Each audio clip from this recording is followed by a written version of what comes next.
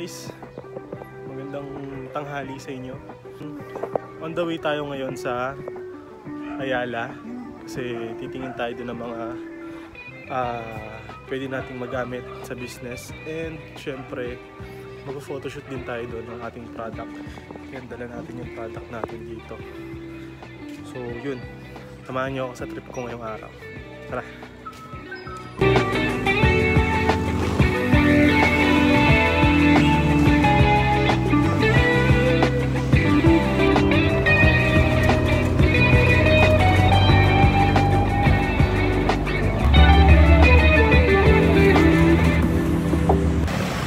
Baba tayo ng jeep, and ngayon pupunta tayo ng landmark kasi gusto kong tumingin din ng mga ibang products nila doon. And syempre mag-observe tayo kung paano nila minamarket yung mga products nila, yung mga foods nila, diba? So syempre as a starting entrepreneur, maganda dapat nag-observe kayo sa umpisa. So yan, napunta tayo dito sa Makati, no, para mag-observe sa mga ibang businesses. And syempre, since nandito na rin tayo, nagdala na rin ako ng chips para mag-photoshoot kasi kailangan natin mag-photoshoot today. And alam niyo naman, tayo lahat gumagawa photoshoot and sa editing. So lahat. Kaya yan, samahan niyo ako sa trip natin ngayon. So welcome to Makati, guys.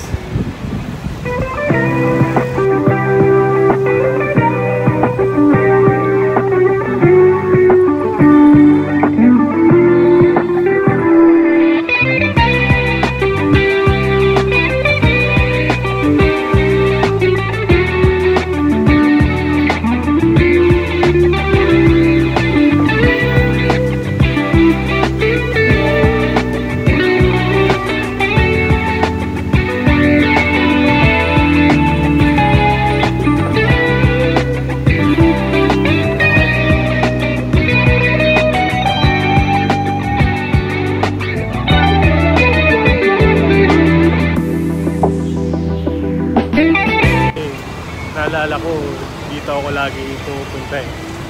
Every time na nabuboard ako, every time na talagang, alam mo yun, gusto ko umalis. Ito talaga yung tambayan ko. Ayala, minsan BGC. So, gusto ko lang kasi ma-feel yung, alam mo yun, yung buhay mayaman.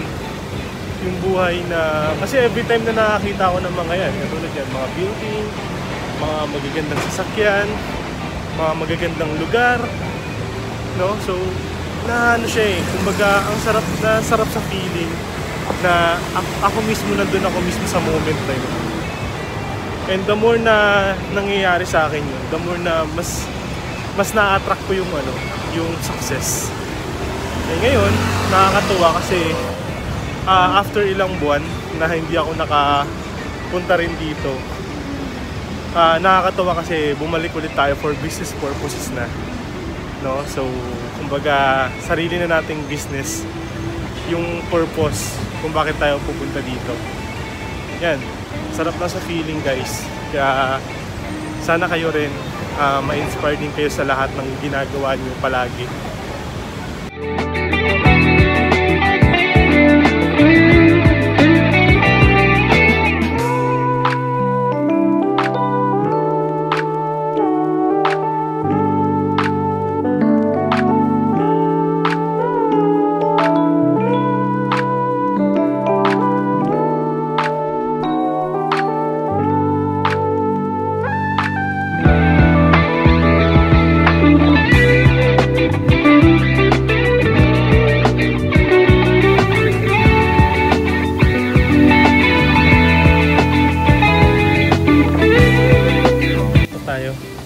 First time ko rin dito eh.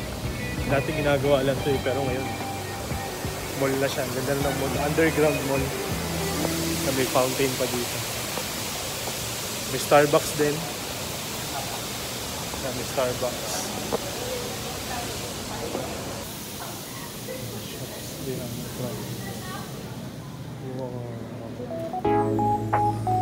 Grabe yung ganda.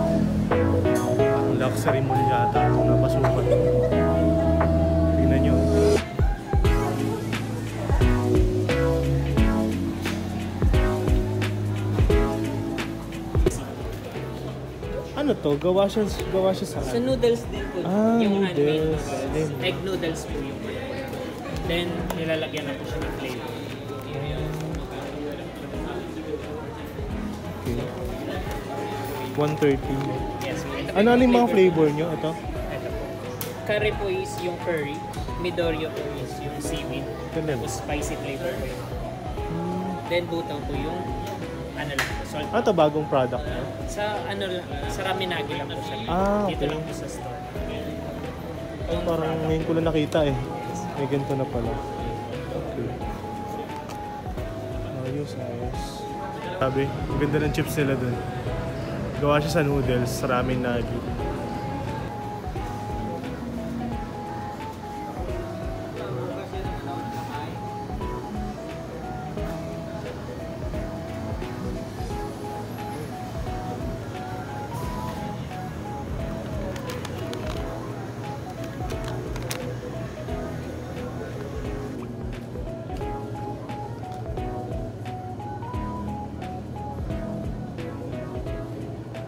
Guys, ang ganda na itong ano nila, pangalan ng brand nila.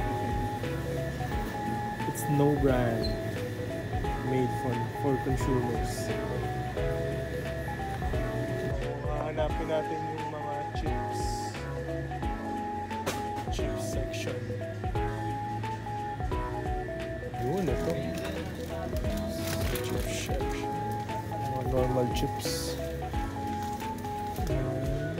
Cheetos. Ito yung viral din ngayon. Kilala din to eh. Veggie crisps. Kano siya? 238. Medyo pricey nga lang sila. Pero bagay. Iba-ibang gulay din kasi to eh. Naiwan ko kung paano nila ginawan chips. Tinanggalan siguro nila ng hangin or tinanggalan ng pressure. Unsalted. Ganda ng packaging nila. Ganda din ito. May ganito na pala. Ayos to ah. Okra chips. Ito guys, oh, maganda yung packaging niya. And sobrang laki niya. Ganda ng packaging, tas malaki. Ayun. Nasa 356 pesos each. So ito, potato chips. Meron din silang fish skin, cassava chips. So yan.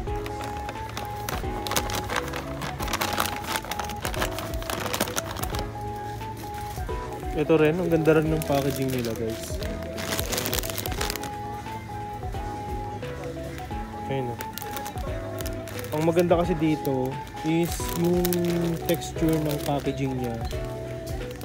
Hindi ko ma-explain. Basta parang ang sarap niya hawakan. And kapag ginawakan mo siya, talagang ma-mindseting ka niya na kainin mo siya eh. May ganong feeling. Grabe. Sobrang galing nito. Gusto ko maging ganito rin yung packaging ko. Ayun. And mura lang siya. 122 pesos lang. Galing. Medyo matte siya eh. Tapos hindi siya magaspang hawakan. Sobrang dulas niya lang hawakan. Basta guys, check nyo na lang tong ano na yan, chips na yan. Tapos try nyo siyang hawakan. Grabe, makapakain ka agad, mabibilin mo siya. So meron silang corn pops. Ganda rin ang packaging nila. Tapos maliit lang siya. Yun yung likod niya. And meron ding banana chips. Masarap to eh. Kakaiba oh, kasi honey. Honey yung flavor niya. Galing. Ito meron ding barbecue.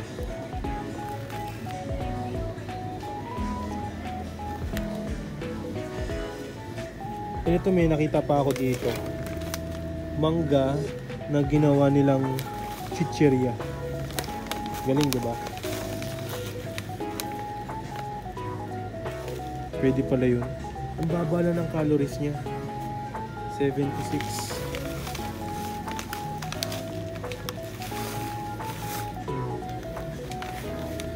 Grabe guys, oh. Grabe, oh. Tingnan nyo. Yung kalabasa. Ginawa rin chips. Guava, ginawa rin chips. Iniinom ko lang to dati. Ngayon chips na siya. Galing. Grabe talaga ngayon. Pero alam nyo ba yung pinaka napansin ko dito? Wala pa ditong sweet potato chips, guys. Wala ako nakita sa lahat dito sa marketplace. Or ewan ko lang sa sa ibang store, pero dito wala akong nakita sa mga marketplace. So malaki yung chance, magandang opportunity na pwede natin din sa soon, pwede nating ilagay yung yung product natin dito. 'Di ba? May dala pa naman ako ditong kamote chips.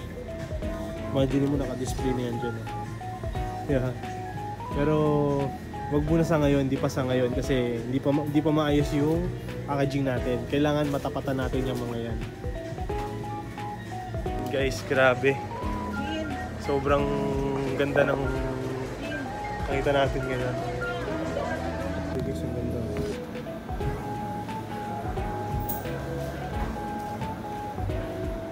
Pag bumili ka ng dalawa, meron kang free na coffee. Milk Patisserie. Ewan ko nang basa dyan pero ang ganda lang ng nila, ng shop nila kasi nahook ako agad kasi pagpasok mo, ang ganda ng nila, ng loob. Tapos yan, may mga naka-display sila, mga grabe rin. Talagang mapatingin ka rin eh.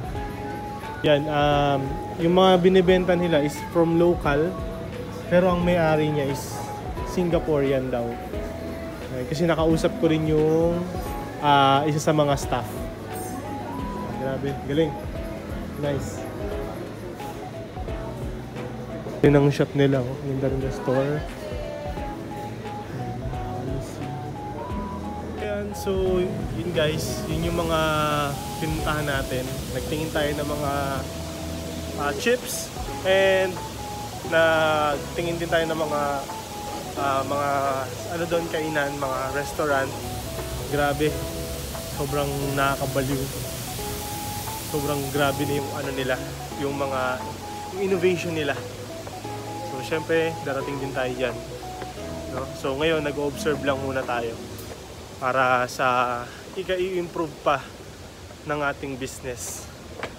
So yan, proceed na tayo dun sa pupuntahan natin.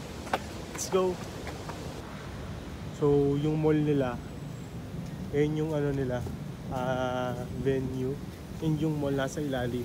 Galing, di ba? Underground mall. So grabe. Tara.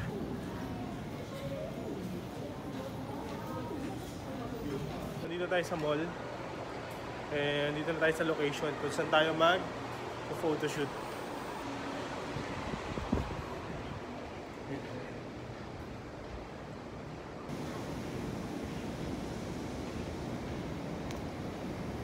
Korea. Parang nasa Korea dito. Yung mga design nila.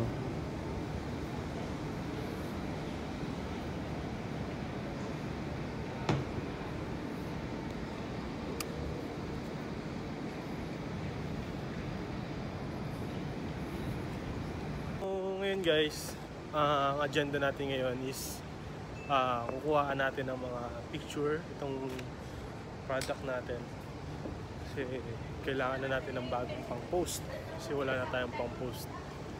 So yan, tara, samahan niyo ako.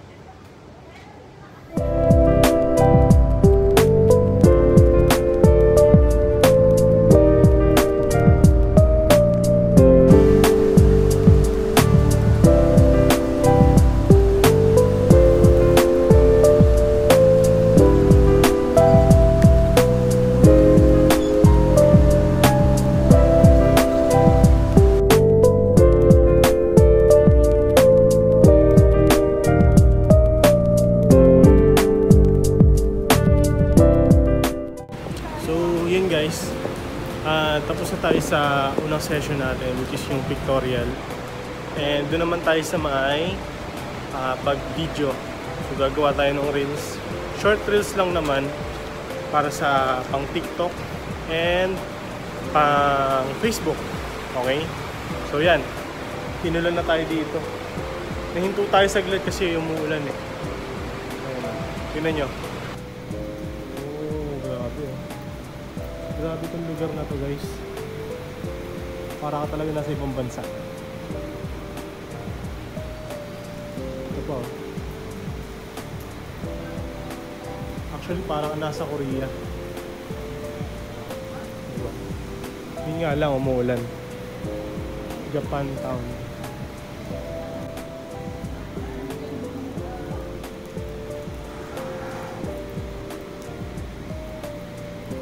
Hindi pala siya Korea.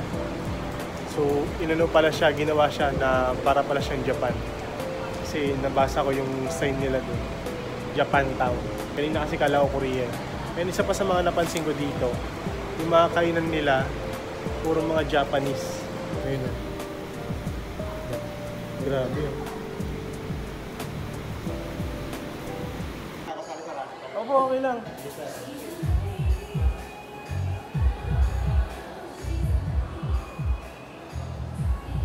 Grabe guys, ang ganda.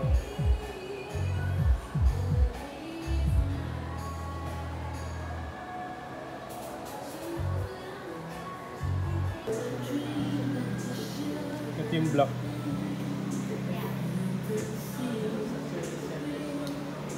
Ganda. So meron ding white.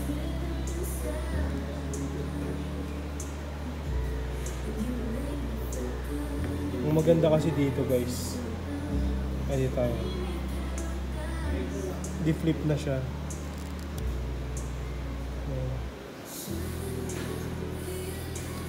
Pwede mo siyang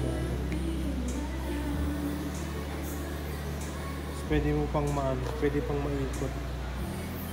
Maikot yan guys. Ito ang ganda oh. Pwede siya ma-adjust.